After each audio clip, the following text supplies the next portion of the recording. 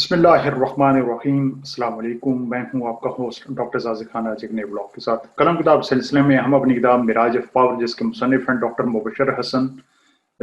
Doctor Mubashar Hasan peoples party के बानी अरकान में शामिल रहे और भुट्टो के इक़्तिदार में वो वज़ीर ख़जाना रहे।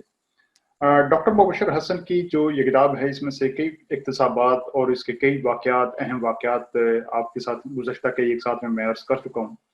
आज भुट्टो की जो ज़ाती शख्सियत थी, उनकी जो अचीवमेंट्स थी, उनकी जो फेलियर थी और उनकी जो फितरत और इफ्ताद तबा थी, जो यानी उनका जो जो उनकी शख्सियत के जो पहलू थे अंदरूनी तौर पर, उनके बारे में कुछ आपके के साथ शेयर करता चलूँ, जो इस किताब में भी कुछ दर्ज है और जो कुछ दीगर किताबों में, तारीख़ी किताबों में या उनके करीबी जो अज़ीज़ हैं, मौर्रिख़ीन हैं, मुफस्सिरीन हैं, वो जो उनके बारे में, भुट्टो के बारे में कहते रहे, वो आपके साथ शेयर करना चाहूँगा। भुट्टो के क्रेडिट पर और उनके मैंडेट पर बहुत सारे ऐसे अहम वाक़यात हैं जो उनके अचीवमेंट्स, उनकी कामयाबियाँ करार दी जा सकती हैं। मिसाल के तौर पर भुट्टो ने जो उनका एक सबसे बड़ा कारनामा अगर मुझसे आप पूछें तो वो होगा 1973 की उनका दस्तूर या आइन या कॉन्स्टिट्यूशन की तश्कील।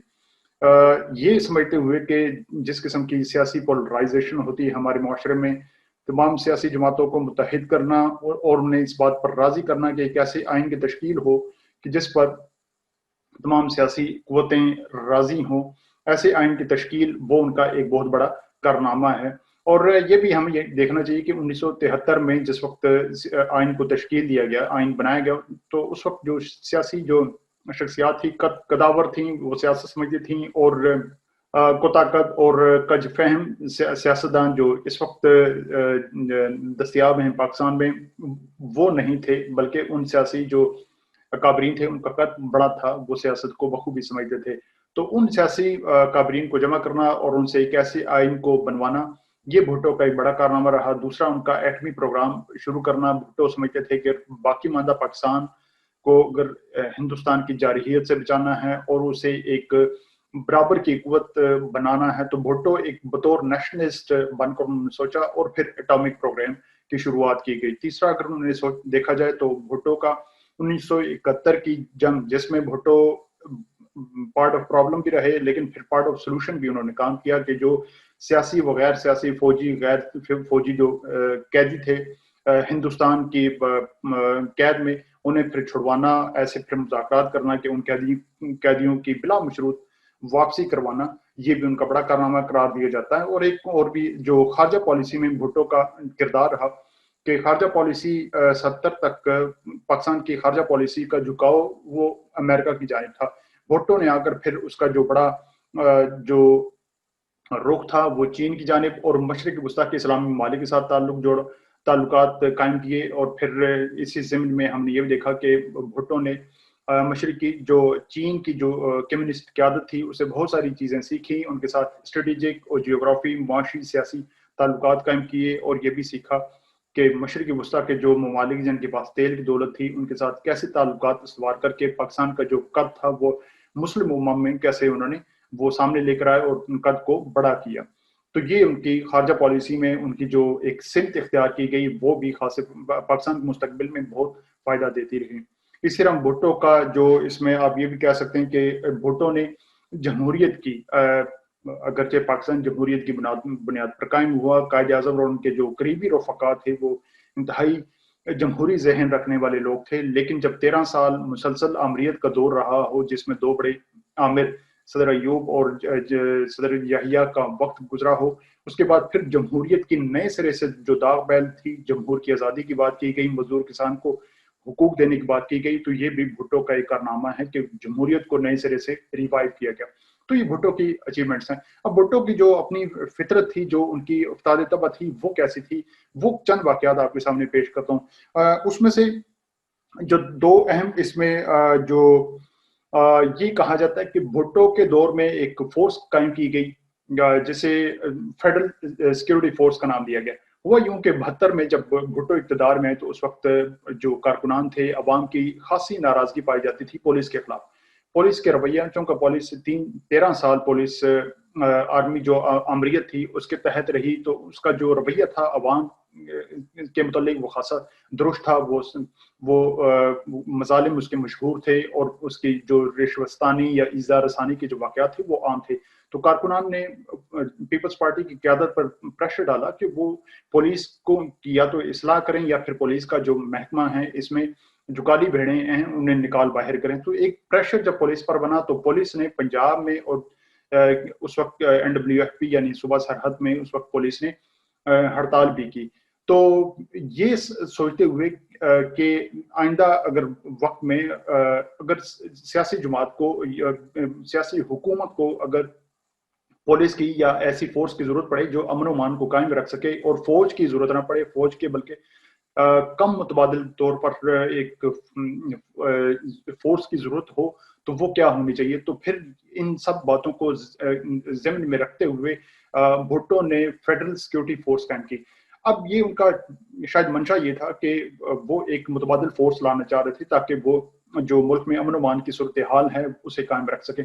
لیکن جو مبصرین ہیں، مورخین ہیں، وہ سمجھتے ہیں کہ بھٹو نے FSF یعنی فیڈرل سیکورٹی فورس اس لیے قائم کی کہ تاکہ وہ اپنی سیاسی مخالفین جو ہیں ان کا ٹٹوا دبا سکیں، انہیں قابو میں رکھ سکیں، ان پر کنٹرول قائم کر سکیں، اور انہیں ڈرا دھمکا سکیں، ایک ہراسمنٹ کی جو سچویشن ہے وہ قائم کر سکیں. اور اس کی جو تشبیہ دی جاتی ہے وہ ہٹلر کے جو براؤن شرٹس ہیں، ہٹلر کی جو ملیشیا تھی وہ اسے قرار دیتے ہیں. اور اس پھر فیڈرل سیکورٹی فورس سے بہت سارے تنازعات بھی جڑتے چلے گئے. مثلا فیڈرل سیکورٹی فورس کو کے بارے میں کہا جاتا ہے کہ انہی کے ہاتھوں ایک جماعت اسلامی کے جو حاضر رکن اسمبلی تھے ڈاکٹر نذیر احمد ڈیرہ غازی خان سے، ان کا قتل بھی ہوا، وہ دور میں شہید ہوئے.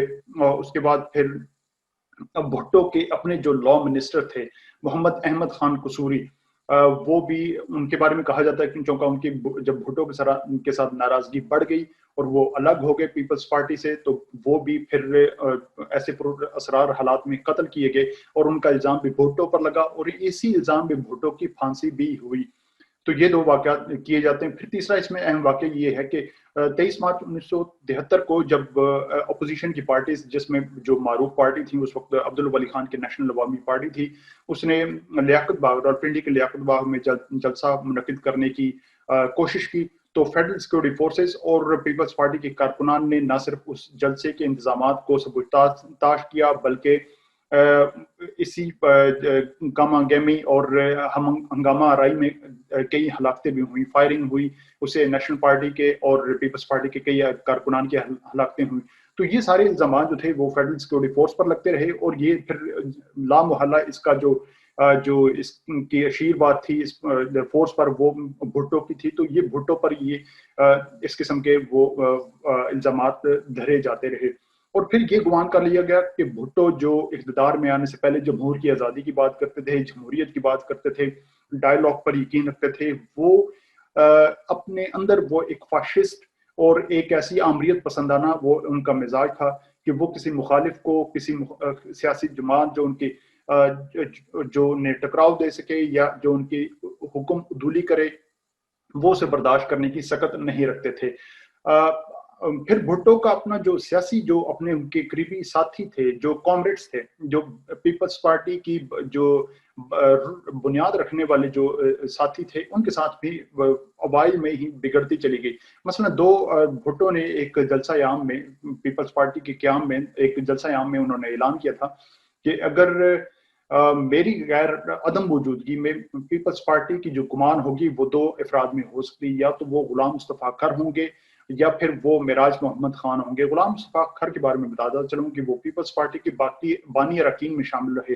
وہ کامریڈ تھے، وہ اگرچہ ایک فیوڈل تھے، بہت ساری ان کی جنوبی پنجاب میں زمینیں تھیں، وہ ایک زرعی، وہ ایک فیوڈل تھے، ایک بہت بڑے جاگیردار تھے، لیکن وہ پیپلز پارٹی کے نظریے پر یقین بھی رکھتے تھے اور سمجھتے تھے کہ وہ پیپلز پارٹی کے نظریے کے ساتھ چل سکتے ہیں. اب ایسے ہی کسی جلسے میں جب غلام مصطفیٰ کھر گورنر پنجاب تھے اور وہ چاہتے تھے کہ بھٹو کے بعد ان کی شخصیت ابھر کر سامنے آئے. یاد رکھیے کہ اس وقت ان کی عمر تقریباً 35 برس تھی، تو ایسے ینگ نوجوان نو عمر ہونا اور پھر ہائی پولیٹیکل اسپائریشنز رکھنا، سیاسی عزائم رکھنا، تو یہ پھر کھٹک رہا تھا بھٹو کو. تو ایسے کسی جلسے میں ان کے جو ایک پنڈال میں خاصی جو وہاں پر سامعین اور ناظرین بیٹھے تھے، وہاں پر بھٹو جب تقریر کرنے کے لیے ڈائس پر آئے تو عوام میں گھر کے بیٹھے ہوئے اپنے لوگ یا ان کے جو حمایتی تھے، انہوں نے گھر کے حق میں نعرہ بازی شروع کر دی.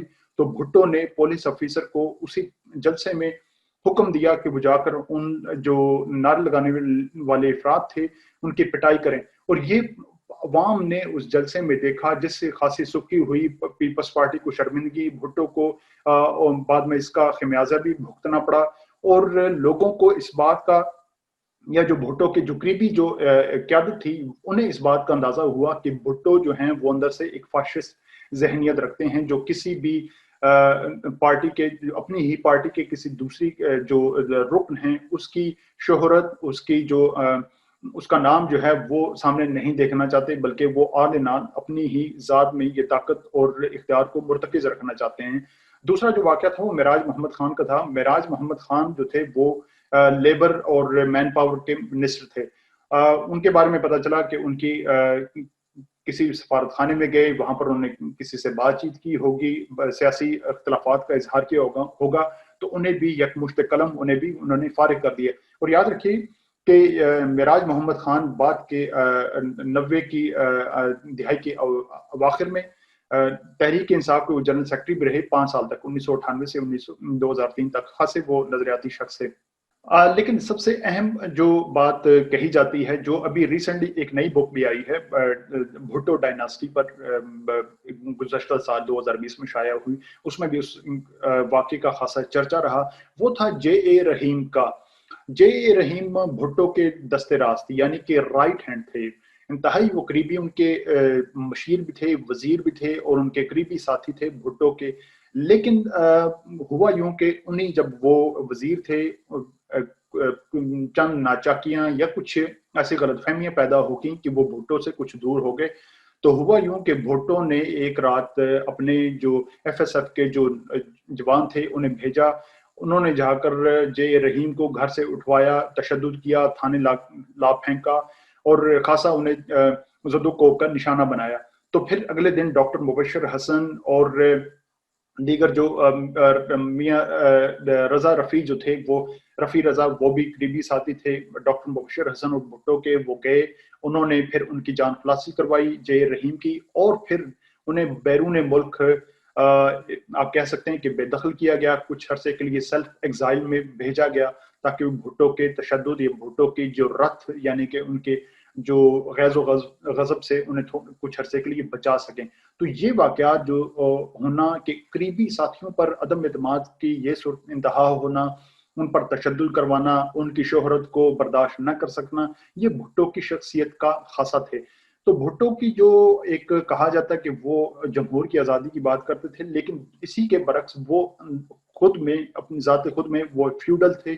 وہ شہرت کے رسیا تھے، وہ طاقت اپنے پاس رکھنا چاہتے تھے، اور وہ کسی ایسی تھیری پر یقین، نظریے پر یقین نہیں رکھتے تھے کہ جس میں وہ سمجھتے ہوں کہ وہ خود بھی کسی کے سامنے جواب دہ ہوں، یا وہ کسی ادارے کے سامنے اپنے آپ کو جواب دہ ہونے کے لیے ذمہ دار سمجھتے ہوں.